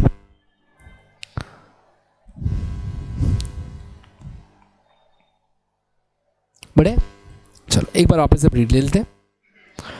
पहला पॉइंट वापस से रीड करते हैं। SPDE may raise funds by making an offer of securitized debt instruments through formulating scheme। सबसे पहले आपने स्कीम बनानी है और स्कीम भी किसके हिसाब से, हमारे रेगुलेशंस देख के बनानी है। Second, whether there are multiple schemes, the SPDE shall maintain separate and distinct accounts in respect of each some scheme and shall not commingle asset pools or realizations of scheme with those of other securities। Sir इसका मतलब क्या है, commingle मतलब? अच्छा पहले मतलब समझना, एक स्कीम है, सिर्फ एक है ना, बड़ा हाइपोथेटिकल बना रहा हूं, एक स्कीम है जिसने नीरव मोदी के नाम की मस्ती भी ले ली, विजय माल्या के नाम की मस्ती भी ले ली, सत्यम स्कैम के नाम की मस्ती भी ले ली। सही बात है। अच्छा, जब कभी भी एक इन्वेस्टर इन्वेस्ट कर रहा है, he is investing in your scheme and not in the SPDE। सही बात है। Might be the scheme performs amazing in this case and reluctantly bad in these cases। You can't commingle, मतलब आप इन्हें मर्ज करके नहीं सबको रिटर्न्स देने लगोगे। आपने कहा इसके returns are completely separate from this and from this. तो इसने पहले पॉइंट में आपको बोला कि आप पैसा कैसे रेज करोगे, by forming a scheme. Where there are multiple schemes, और सॉरी मल्टीपल एसेट्स, आप मल्टीपल स्कीम्स बनाओगे। और इसी में आप तीसरा पॉइंट बनाओ,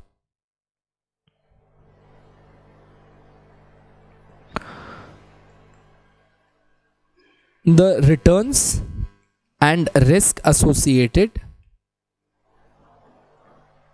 the returns and risk associated in such schemes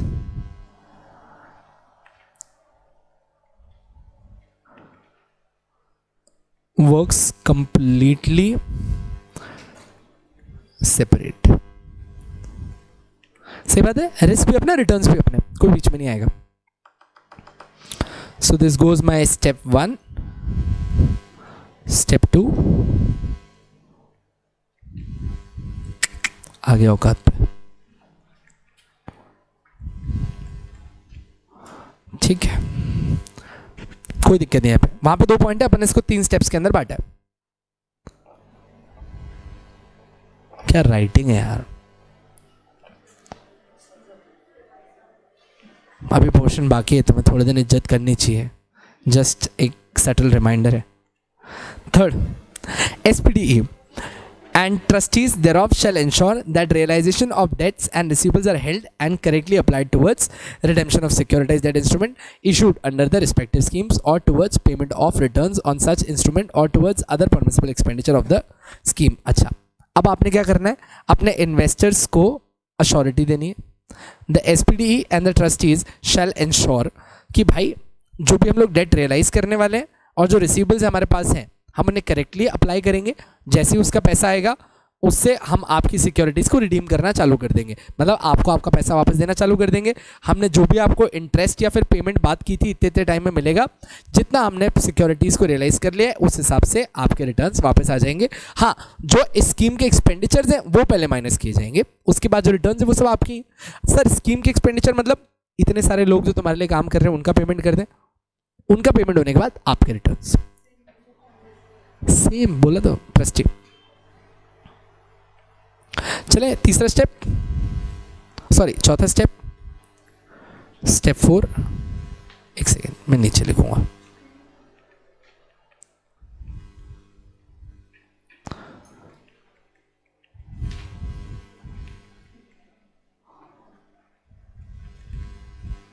SPDE and trustee to properly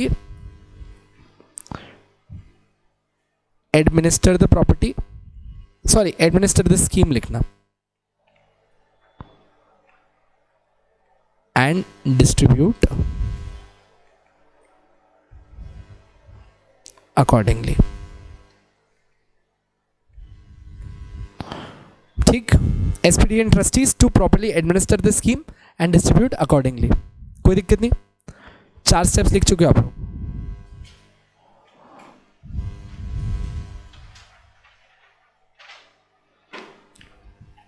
बढ़ जाओ नेक्स्ट। अच्छा आपका बस मेजर पार्ट हो गया इधर। फोर्थ, अब फोर्थ से कुछ खासा नहीं। The terms of issue of the securitised debt instrument में provide for exercise of a clean up call option by the special purpose distinct entity subject to adequate disclosures। इसका मतलब क्या हुआ, anyone this point? The terms of issue of securitized debt instrument may provide for exercise of a clean up call option।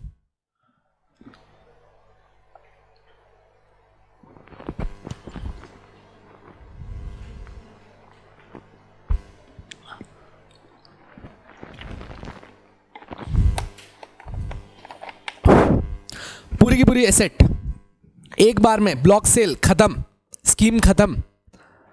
अब आपने बोला कि आपके पास पूरा राइट है। अब ये क्लीन अप ऑप्शन जब आता है ना, इसका मतलब आपके पास कंप्लीट राइट है इस एसेट के साथ आप कुछ भी करो। हाउएवर जो अपन ने कहा था सेबी आने का मेन रीजन, प्रोवाइडेड आपने एडिक्वेट डिस्क्लोजर्स करने हैं। तो next call is step 5।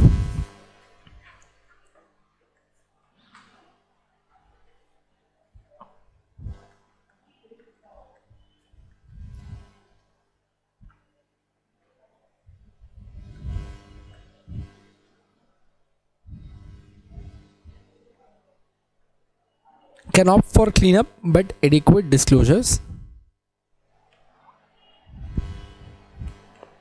have to be done।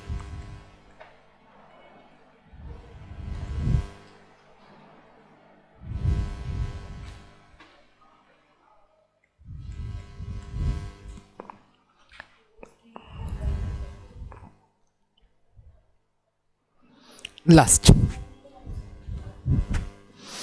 आपने ना डिस्क्लोजर में बताना था कि स्कीम के अंदर ना मैं मैक्सिमम कितने एक्सपेंस करूंगा। कल एक काम कर लो, तुम्हें ना पहले बताओ कि भाई एसेट की वैल्यू 1000 करोड़ रुपए, एसेट हमारे पास पड़ी है 350 करोड़ की। आप डरो मत, रिस्क सिर्फ 650 करोड़ का ही है। मेरी बात सुनना, मैं क्या कह रहा हूं वापस। एसेट जो आपके पास आई उसकी वैल्यू कितनी है, 1000 करोड़। इसके एसेट्स आपके पास ऑलरेडी कितनी पड़ी है, 350 करोड़। तो रिस्क कितना था, 650 CR। कोई दिक्कत नहीं है, 650 CR रिस्क था। आपने बोला डरना क्या है, 650 CR रिस्क है। स्कीम जब खत्म हो रही थी आप रिकवरी कुछ कर नहीं पाए, और आप कह रहे हो कि हमारे एडमिनिस्ट्रेशन चार्जेस लग गए 290 करोड़। इसने कहा कैसे लग गए, सबकी सैलरीज है, हो गया, बच्चे 60 करोड़ ले जाओ लो। मतलब स्कीम ने आपसे झूठ बोल के पैसे कमा लिए और सेबी को पता था आप ऐसा कर सकते हो। सेबी ने कहा कि मेरा बीच में आने का रीज़न एक ही था, डिस्क्लोजर। तू कितने एक्सपेंसेस चार्ज करने वाला है तू तो लिख, और उसी को मैं बुलाऊंगा अलाउेबल एक्सपेंसेस। इसके ऊपर एक ढीला नहीं मिलना तेरे को। और इन्वेस्टर को जब तू बता रहा होगा ना कि इतना तो आ ही जाएगा, तो बताना इतना तो उसमें से तू ले ही जाएगा। अगर फिर भी इन्वेस्टर तेरे पास आना चाहता है ना, कोई दिक्कत नहीं। बात समझ में आ गया? तो लास्ट पॉइंट रीड कर लो। No expenses shall be charge to the scheme in excess of the allowable expenses specified in the scheme, and any such expenditure if incurred shall be borne by the trustees. Over and above anything is by the trustees. So last is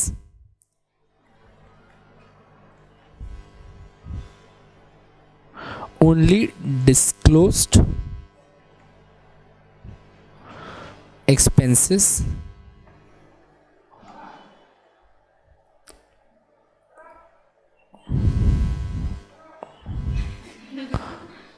सूरज से रहे नहीं ना। Only disclosed expenses under scheme are permitted for deduction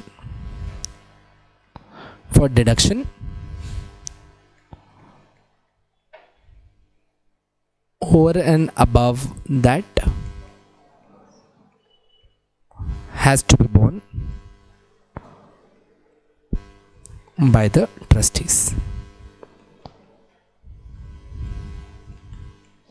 Sure, simple, completes your 6-step procedure. Done है।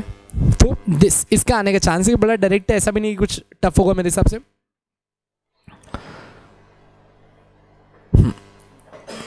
Next up is obligation to redeem securities debt instruments. ठीक, आप डाल सकते हो BBIM पे NHA। शुरू करें, चलो। पहला, the trustee and the special purpose distinct entity shall ensure timely payment of interest. Wow, trustee का और SPD का काम है कि आप टाइम पे जो अगर आपने इंटरेस्ट जो प्रॉमिस किया वो दो, एंड रिडेम्पशन अमाउंट भी आप टाइम पे दे दो in terms of the offer document. हम नहीं बोल रहे कि कल दे दो परसों दो, ऑफर डॉक्यूमेंट में बताया होगा ना आपने कि अगर रिडेम्पशन करेंगे तब तक करेंगे, बस वैसे ही कर देना। जो इंटरेस्ट जो रिडेम्पशन आपने ऑफर में प्रॉमिस किया वो कर देना टाइमली। और कोई भी और terms of issue of securitise debt instrument था ना, out of the realisation of the asset pool, credit enhancer और लिक्विडिटी प्रोवाइडर, आप दे देना उनको। So what is the first point crux? Timely payment as per the scheme, खत्म। Payment as per the scheme, खत्म। The payment is to be done as per the scheme. Second, दिल छूने वाली बात है, the trustee shall ensure that the services adopt such prudent measures as may be expected under the or origination documents to recover the dues from the obligors in the event of any default in any portion thereof. Recovery एकदम true वे में होनी चाहिए। ऐसा ना हो कि आप bank से पहले NPA खरीदो, फिर उधर जाओ सेटिंग करो और बोल दो कि चल हम बोल देंगे हमसे रिकवरी नहीं हुई, इतने पैसे दे दे। अगर हमें एक बार भी लगाना कि तुम रिकवरी में कुछ बेटर कर सकते थे और तुमने नहीं किया है, मतलब तुम एक विलफुल डिफॉल्टर हो। विलफुल डिफॉल्टर याद है क्या? तुम एक विलफुल डिफॉल्टर हो, खत्म क्वेश्चन। तो सेकेंड पॉइंट, ट्रस्टीज और SPD के ऊपर एक ऑब्लिगेशन डालता है कि आपने recovery in the best interest सारे फेयर मेजर्स लेके करनी है। ठीक है एकदम। अच्छा, जैसा एक ओरिजिनेटर रिकवरी करता ना वैसे ही आप रिकवरी करोगे। ऐसा नहीं होना चाहिए कि आपने कोशिश नहीं करी और आपने बस इन्वेस्टर का पैसा डुबा दिया। अभी रिसेंटली आई जस्ट है ना purchased for my little brother online lectures, he is in 6th और 7th क्लास। ठीक है, तो मैंने उसके लिए 6th-7th क्लास में जयपुर की बात होगी, सम डम अकेडमी, जिनके मैंने ऑनलाइन लेक्चर्स परचेज किए और वो लोग घर पे आए थे। और क्या टेक्निक है, घर आए 1-1 घंटा बच्चे को काउंसिल किया, एक छोटा सा टेस्ट किया, स्कॉलरशिप अवार्ड करके बेच के दे रहे हैं। अब उन्होंने क्या बोला कि सर आप क्या करिए ना, आपके पास बजाज फाइनेंस का कार्ड है क्या? मैं कहा है। तो बोले आप इसको स्वाइप कर लो, पैसे नहीं कटेंगे 7 दिन के लिए, पर आपको 7 दिन के लिए फ्री पेन ड्राइव सब कुछ फ्री मिल जाएगा। मैं कहा अमेजिंग स्कीम। और बोले सर आपको अच्छा नहीं लगा ना तो आप 6th डे पे मना कर दो, हम अपनी तरफ से ऑर्डर कैंसिल कर देंगे और पेन ड्राइव आके लेके चले जाएंगे, आपको कोई लॉस ही नहीं है। और अच्छा लगा तो 7वें दिन पैसे कट जाएंगे और आप ईएमआई में पैसे भर देना, और नो कॉस्ट ईएमआई है। मैं कहा गजब, हर चीज़ एकदम है तो अपने फेवर में, कुछ लग ही नहीं रहा। दे दिया उसने, जो भी करना था कर लिया। अच्छा, आई डोंट नो लेक्चर्स कैसे थे क्या थे, that's for the little brother, मेरे को आइडिया भी नहीं है। बट अगेन, जो 6 साल 6ठी क्लास का बच्चा उनके ट्यूशन नहीं जा सकता, वो घर पर भी नहीं पढ़ सकता। दैट वॉज माई पॉइंट कि मतलब ये टाइम होता है कि बच्चे साले गली में ना गटर के आसपास पड़े होते हैं, माएँ पकड़ के बाल से अंदर लाती है और इसने घर बैठ के अंदर पढ़ना है। तो ही समझ में आ गया था कि तेरी लायकियत क्या है। तो दैट वॉजंट अ कंसर्न, मुझे पता था कि फेल तो होना ही है, बस अपन ने ये देखना है कि बेस्ट क्या किया जा सकता है। And I am against video lectures, always always big time against. तो मैंने बोला कि आप ले लो, 5 दिन में उल्टी कर दी उसने। ठीक, तो since I was back in Pune, तो I told my cousin uncle कि please go ahead, call them and cancel it everything. उन्होंने बाकायदा मेल कर दिया, कैंसिल कर दिया, सब कुछ ऑन टाइम कर दिया, but still on the 7th day मेरे कार्ड से पैसे कटे और महंगे थे, कुछ 32,000 कटे। मैं कहा अंकल वो या तो आप पैसे भेज देते तो बेस्ट हो जाता, जो भी है वो आपका कंसर्न है, मैंने थोड़ी खरीद के देना था, मेरे तो कार्ड था, मैं तो व्यवहार में यूज़ करने दिया कार्ड, आप लोगों का कार्ड नहीं था। तो वो चीज़ से डर है, मैं देखता हूँ। तो मैंने फर्स्ट ईएमआई बाउंस कर दी। मैं कहा मैं पेमेंट नहीं करूँगा बजाज का, आप पेमेंट करोगे, आप जानो, आपका काम जाने। मतलब बाउंस की होगी और उसके 5 दिन में मेरे को अहमदाबाद से फ़ोन आया, रिकवरी डिपार्टमेंट। भाई साहब 5 मिनट में उसने रूह कपा दी होगी एकदम, कि रूह कपा दी मतलब डरा दिया होगा कि पकड़ के तो हम रखेंगे आपको और ढूंढ तो हम लेंगे, आपके सिविल की ये वो कर देंगे, इसका ये कर देंगे, इसका ये कर देंगे, ऐसा कर देंगे, ऐसा कर देंगे, ऐसा कर देंगे, ऐसा। इतनी चीज़ें बोल दी। मैं कहा कहाँ डालूँ, अकाउंट नंबर देगा कोई, अभी भेजता हूँ भाई, बाद में रिकवरी मैं मेरे मामे से करता रहूँगा, मैं ARC का काम करता हूँ, तुम्हारी एनपी पहले मैं ले लेता हूँ। पहले पेमेंट करवाया। अच्छा ना, ये डरा रहे थे, मैं पुलिस स्टेशन जाके केस कर सकता हूँ क्या? नहीं कर सकते हो। फेयर मेजर, रिकवरी के लिए आपके घर पे भी कोई आ सकता है, रिकवरी के लिए कोर्सिव एक्शंस में आपको डराया जा सकता है, रिकवरी के लिए कोर्सिव एक्शंस में आपकी चीज़ें उठाई जा सकती है। उसने बिल्कुल सही किया, 10 मिनट रिकवरी कर ली भाई ने। जो पैसे मैं इतनी चौड़ में नहीं दे रहा था, मैंने 10 मिनट में दे दिए। अगर मान लो इसी जगह वो आदमी मेरा दोस्त होता और वो कहता सर नहीं दे रहा पैसे, अब जान दो क्या करें। ये है फॉल प्ले, यही चीज़ सिक्योरिटीज मार्केट में आपको रोकी कि तू ऐसा ना करना कि सेटिंग करके तू अपने बाहरी बार सेटलमेंट कर ले। थर्ड, फॉर दोस्त कीन अबाउट कि आगे पैसों का क्या हुआ, फ्यूचर में चल के उन लोगों ने पैसे सारे रिफंड कर दिए और वापस से सेम अमाउंट वापस आ गया, पर एक बार रिकवरी करके लिए उन लोगों ने, छोड़ा नहीं, रिकवरी तो करके रखेंगे। Third, the expected period of maturity for each scheme and the possibility of extension or shortening of such period shall be disclosed in the offer document together with the likely circumstances in which such extension or shortening may take place। हाँ जी, इसका मतलब क्या हुआ, कोई समझा सकता है? जल्दी जल्दी जल्दी देखो ना।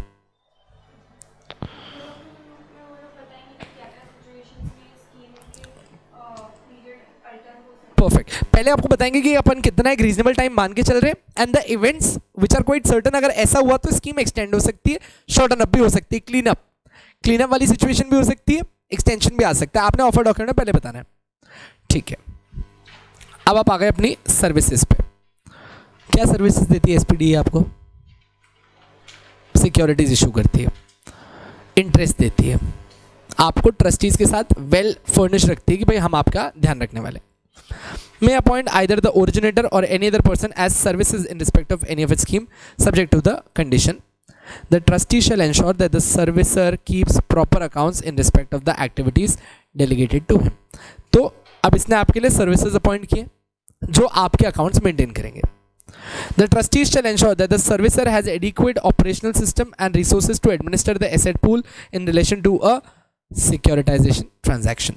Servicer may be appointed by the SPDE to do all or any of the following things. अच्छा देख लो, इन तीनों में से कोई भी काम कर सकता है। काम रीड करके देख लो, कुछ समझाने की जरूरत नहीं है। पहला, टू कोऑर्डिनेट विद द ऑब्लाइजर्स। अच्छा, हु आर ऑब्लाइजर्स? जिनसे अपने पैसा लेना है। आप ये कह रहे सर वो ऑब्लाइजर है, क्योंकि ओरिजिनेटर ऑफ लोन बैंक था, हम रिकंस्ट्रक्शन कर रहे हैं, तो ऑब्लाइजर एक पार्टी बची जिसके पास हमने जाना है। Manage the asset pool and collection therefore.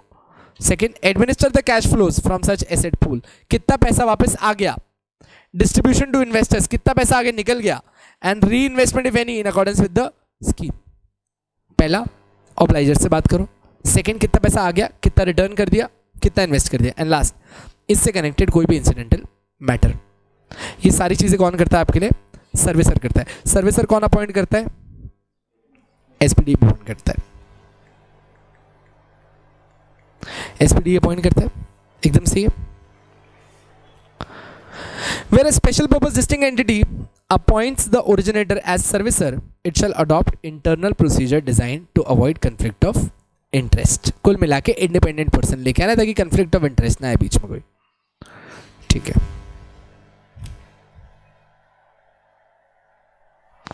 ठीक है। होल्डिंग ऑफ ओरिजिनेटर, चलो ये आप समझा रहे हो क्या पूरा? चलो एक बार आप रीड मान लो, मैं सिंगल सिंगल पॉइंट किसी को भी देना चालू करता हूँ, बहुत टाइम पास है, छुट्टा सा है, खत्म।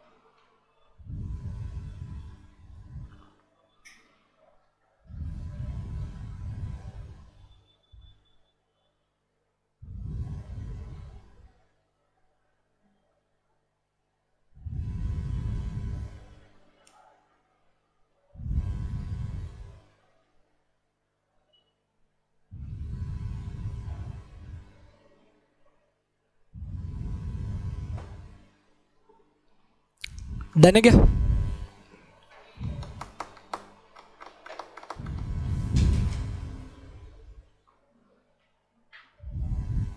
डन। पहले ना आपके हेडिंग को होल्डिंग्स कर लो, होल्डिंग्स ऑफ ओरिजिनेटर। हाँ जी, पहला पॉइंट साजी। जो ओरिजिनेटर है वो कोई भी स्कीम में एक बार में 20% से ज़्यादा नहीं होल्ड कर सकता।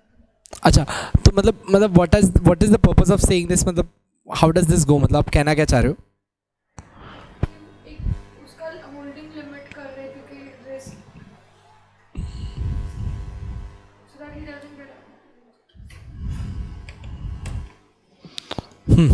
Anyways, yes Divya, this is the only point. हाँ, फर्स्ट पॉइंट है, we are trying to determine the logic for this.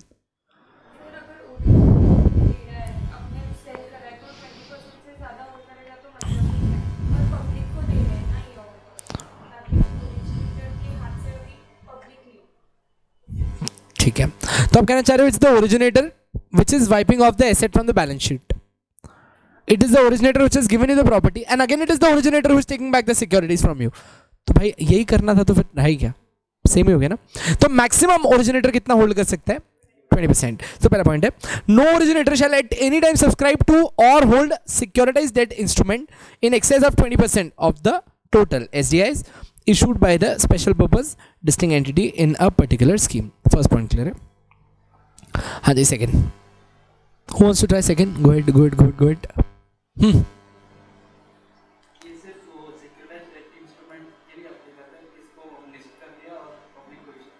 ठीक है, तो आपने बोला कि क्योंकि ये सेबी लिस्टिंग, सॉरी लिस्टिंग बोल रहा हूँ, क्योंकि सेबी SDI रेगुलेशंस है, तो it is only required when it comes down to कि आप जब इसे लिस्ट कर रहे हो और पब्लिक के सामने लेके आ रहे हो।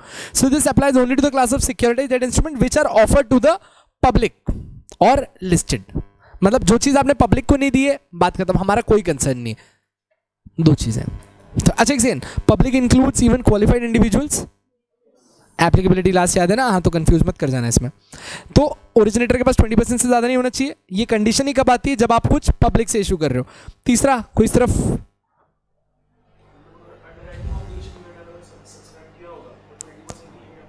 तो आप ही कहना चाह रहे हो कि भाई हमको ना तेरे पे शक था, हमको एक डर था कि तेरी एसेट पे कोई इतना रिस्क लेगा ही नहीं। बेटर क्या है कि तू ऑब्लिगेशन ले, कि तू भी लोगों को समझाएगा कि वो चाहे तो वो एसेट ले सकते हैं, और नहीं बिक रहा है तो फिर तेरा ऑब्लिगेशन है कि इतना % तो तू खुद लेगा और इतना % रिस्क तो तू खुद ही शेयर करेगा।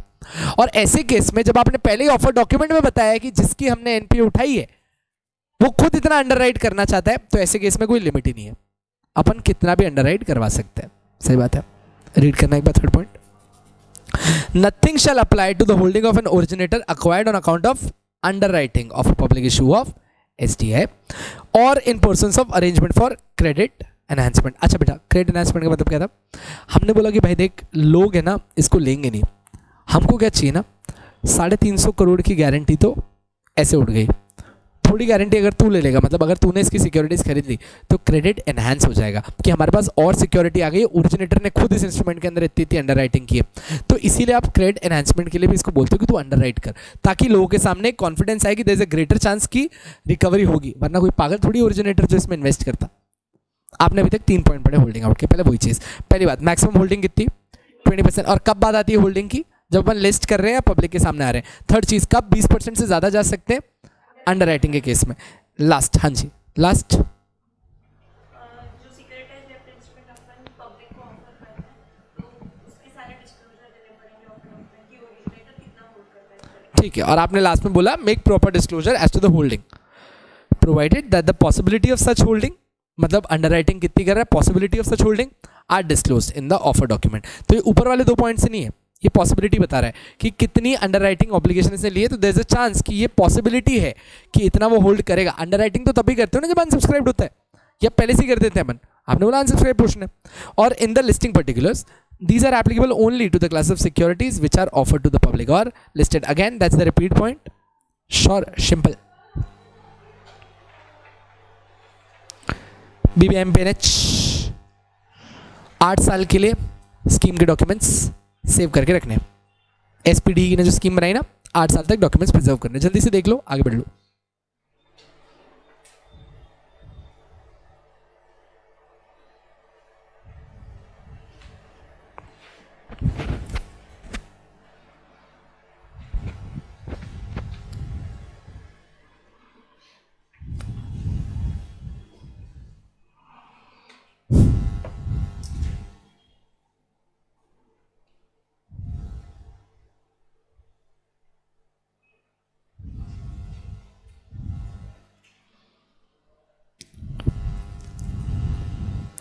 डन है क्या?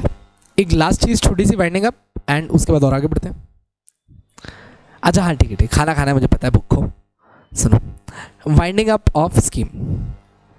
अच्छा एक सेकंड पढ़ लो पहले, हो गया सबका हो गया?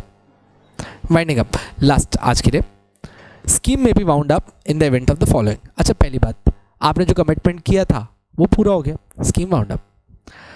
When the securitized debt instruments have been fully redeemed as per the scheme, securities are wound up. I'm sorry, scheme is wound up.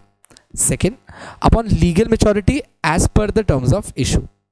चाहे आपने अपने सारे कमिटमेंट पूरे किए नहीं किए, पर आपने एक लीगल मेच्योरिटी पीरियड दिया था, रीजंस दिए थे, उसमें सिचुएशंस बताई थी कब कब एक्सटेंशन हो सकता है, सब पूरा हो गया और आज लीगल मेच्योरिटी डेट आ चुकी है। We say that the scheme has to be wound up. However, if any debt or receivable is outstanding on the legal maturity, पर आज भी कोई डेट है जो आज भी आउटस्टैंडिंग रह गई है, स्कीम मैच्योर हो चुकी है बट पेमेंट अभी भी नहीं आया, the trustees shall dispose of the same in accordance with the scheme and distributes the proceeds। नहीं हुआ है ना, तो आज ट्रस्टी ने क्या करना है कि जितने में भी आप उसे वाइप ऑफ कर सकते हो, वाइप ऑफ करो और ख़त्म कर दो। By vote of investors by a special resolution, investors से अप्रूवल लो और जो भी आउटस्टैंडिंग है उसको वाइप ऑफ करके ख़त्म कर दो। सर क्या जो आउटस्टैंडिंग हमारे पास है वो हम हमारी किसी दूसरी स्कीम को सेल कर सकते हैं क्या? अगर हमारी कोई दूसरी स्कीम या फिर कोई दूसरी एसपीडी हमारे आउटस्टैंडिंग्स को आज खरीदना चाहती हो तो, गेट माई क्वेश्चन। आज कुछ आउटस्टैंडिंग है, स्कीम वाइंडिंग अप का टाइम है, आप इसे डिस्पोज ऑफ करने वाले हो, क्या डिस्पोज ऑफ के लिए आज ये चीज़ आप किसी दूसरी एसपीडी को सेल कर सकते हो और नॉट? आप कह रहे हो सर कर दो ना, हमारे को क्या दिक्कत है, डिस्पोज ऑफ करते वक्त भी तो आप इसको सेल ही कर रहे थे ना पैसे रिकवर करने के लिए, तो किसी को भी बेचो, सेलिंग के लिए अपने कोई ऑप्शन दिया क्या?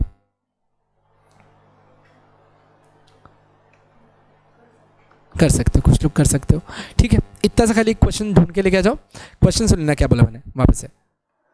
एक एसपीडी है, स्कीम की मैच्योरिटी पे बात कर रहा हूं और कभी भी नहीं, स्कीम की मैच्योरिटी पे क्या अगर कुछ बच गया है तो इसको दूसरी एसपीडी को ट्रांसफर कर सकती है 1, और इसी का सेकंड पार्ट क्या अपनी ही दूसरी स्कीम में इसे ट्रांसफर कर सकती है 2। मतलब यही एसपीडी है, इसकी मल्टीपल स्कीम्स थी, यहाँ से निकाल के दूसरी स्कीम के अंदर डाल दिया। क्वेश्चन समझ में आए? हाँ, एक एसपीडी से दूसरे एसपीडी के पास, एक ही एसपीडी के अंदर अपनी मल्टीपल स्कीम्स के अंदर, क्या ऐसा किया जा सकता है या नहीं? क्वेश्चन समझिए, बहुत ही छाट। ठीक है, you have done almost half of your chapter, so far so good. Chapter में कोई दिक्कत नहीं।